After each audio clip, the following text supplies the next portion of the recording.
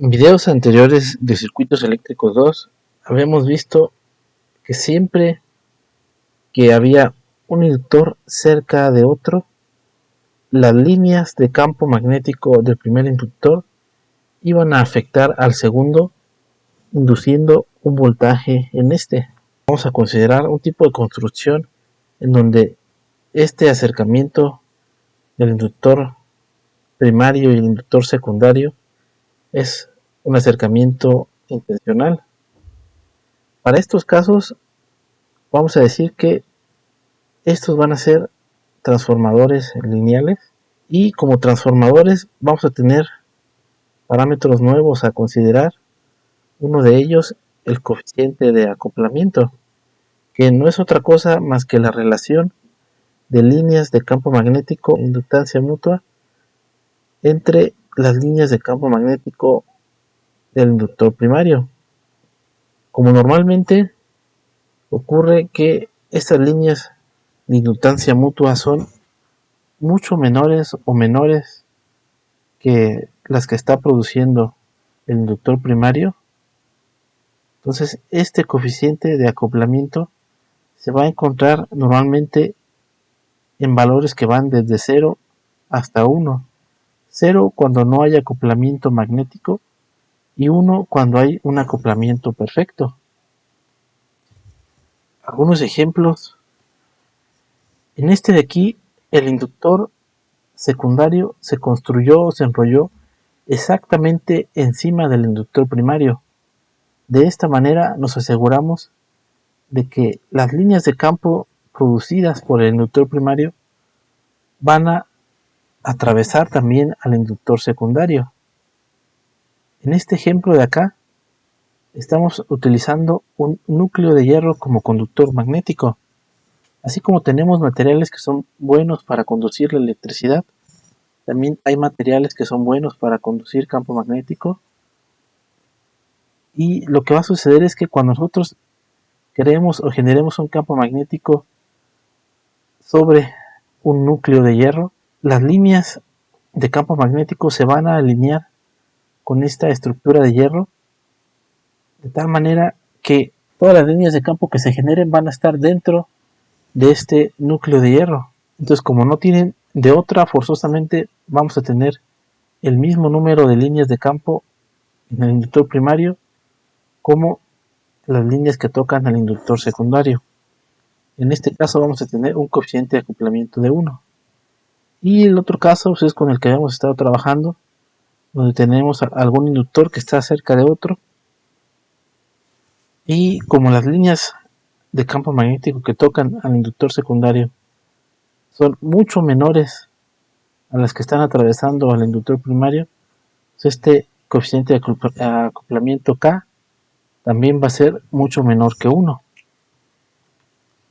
Términos adicionales con los que vamos a estar trabajando, aquí nuestra inductancia mutua nosotros la podemos escribir en términos de este coeficiente de acoplamiento multiplicado por la raíz cuadrada de la inductancia del inductor primario por la inductancia del inductor secundario. Otra constante importante con la que vamos a estar trabajando es la relación de vueltas, donde este ns es el número de vueltas del embobinado secundario, np el número de vueltas del embobinado primario o del inductor primario. Entonces, esta relación que hay entre el número de vueltas del secundario y número de vueltas del primario, le vamos a decir relación de vueltas y la vamos a estar denotando con esta constante A. También tenemos esta otra propiedad interesante, y es que el cuadrado de la relación de vueltas es igual a esta proporción entre la inductancia del secundario y la inductancia del primario. Esto lo vamos a utilizar un poquito más adelante. Ahora fíjense, vamos a ver qué es lo que pasa cuando conectamos una carga en el inductor secundario. Vamos a hacer un análisis de este circuito, primero aplicando ley de voltaje de Kirchhoff en la malla del inductor primario. Vamos a encontrar que el voltaje entregado por la fuente tiene que ser o va a ser el mismo que el voltaje del inductor primario. Y el voltaje del inductor primario debe de estar formado por una combinación de un voltaje autoinducido y un voltaje de inductancia mutua. Ahora nos falta determinar aquí el signo del voltaje de la inductancia mutua.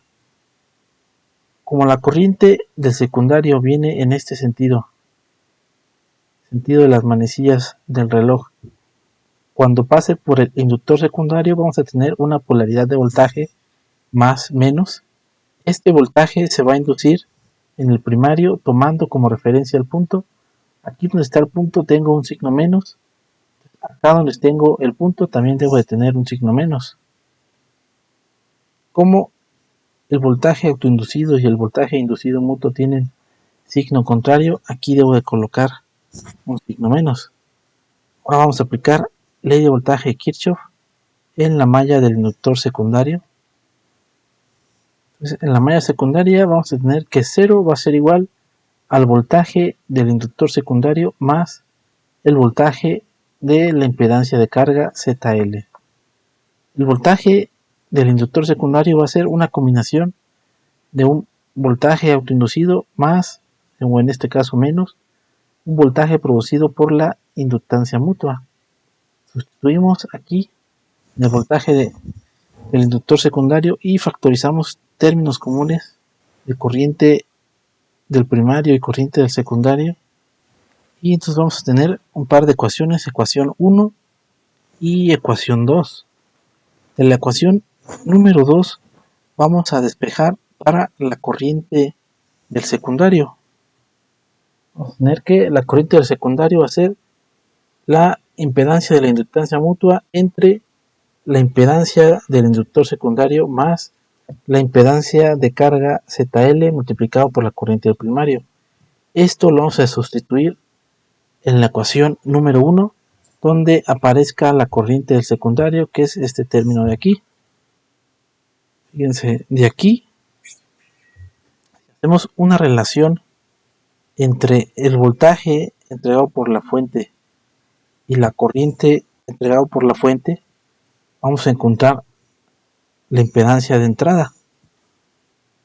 Esta impedancia de entrada va a estar dada por J omega por la inductancia del primario más omega al cuadrado por la inductancia mutua al cuadrado entre la impedancia de carga ZL más J omega por la inductancia del inductor secundario.